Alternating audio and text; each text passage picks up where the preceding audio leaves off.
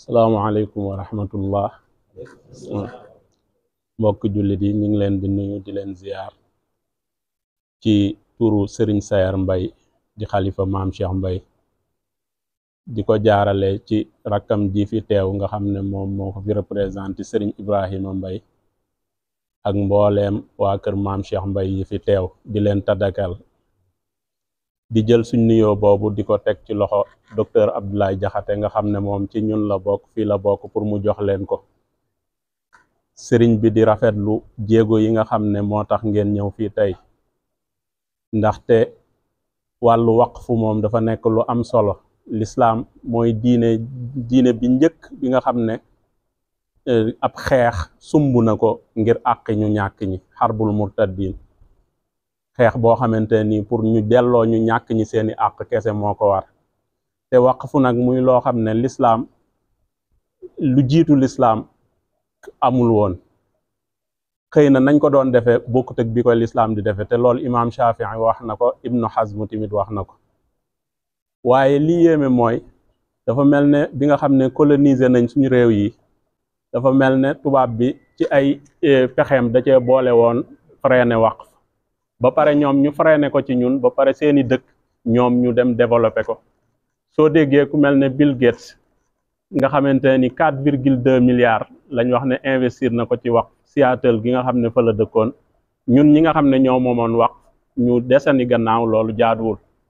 imaam junj na ko sànq, nee na ca Andalus daan nañ def sax ay hôpitaux yoo xamante ni ñuy ñëw di wéttali ñi nga xam ne dañoo feebar, loo xamante ñu ko daan wax Birmistaan, loo xamante ni fa la amoon.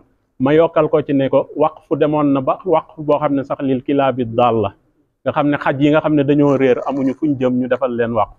demoon dama ba waqf boo xamante ni ki nga xam ne day liggéey ci kër toj fa am ndab te amul lum ko faye ñu dem ñu jox ko ci. kon waqfu yàgg na ci lislaam nekk loo xam ne lu am solo la.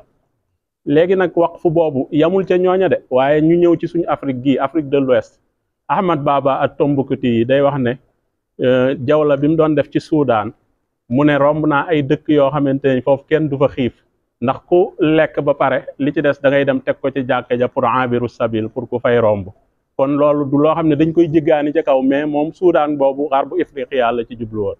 ñu wàccaat ko ba ci suñ kër gi nga xam ne fi ngeen ñëw, directeur junj na ko, El Hadj Jili Mbay pale boobu nga xam ne def na ko waqfu. waaye lu ko jiitu waajuram maam Cheikh Amadou Kabir Mbay dafa yónni woon sëñ Mat Saxir Lo ca kokki ne ko su ñëwee ku ñëw na nga ko jàngal gratuitement. te ba pare unsur bi ci ëpp solo mooy ay xiyaada, neutralité, ne ko nit ñi daan la laaj lan nga, waaye ku ñëw rek ne ko man jullit laa damay jàngale ngir yàlla.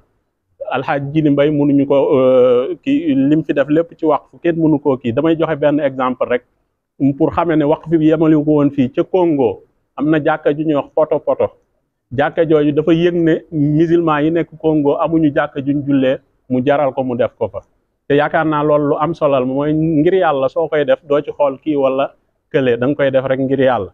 Serigne Mor Mbay nga xamante ni moo doon xalifa bu njëkk ci maam Cheikh Mbay ak Serigne Ibrahima Mbay, ñoom ñëpp tamit taxawal nañ ay awqaaf, ay tooli àllarba lañ daan def pour tabax jàkka ji. te loolu yaakaar naa ci mafhumul waqf lu xel nangu la. nga xool Serigne Sam Mbay, xam-xamam daanaka da koo defoon waqf fi sabilillah, maanaam ay BSD ak yooyu yëpp dafa bañoon di fa dem ndax dafa defoon xam-xam bi waqfu fi sabilillah.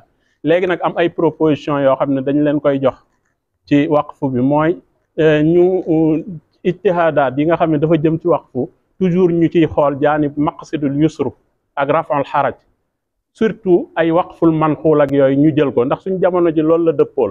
parce que bu njëkk da ngay waqfu loo xam ne saabit la, mais léegi mën ngaa waqfu ay monnaie wala yu demee noonu di ko jël lebal ko keneen ñëw ko, comme ni nga doon expliquer ci investissement bi. jàpp naa ne ittijaax boobu ñu jëm ci moom la gën a kii.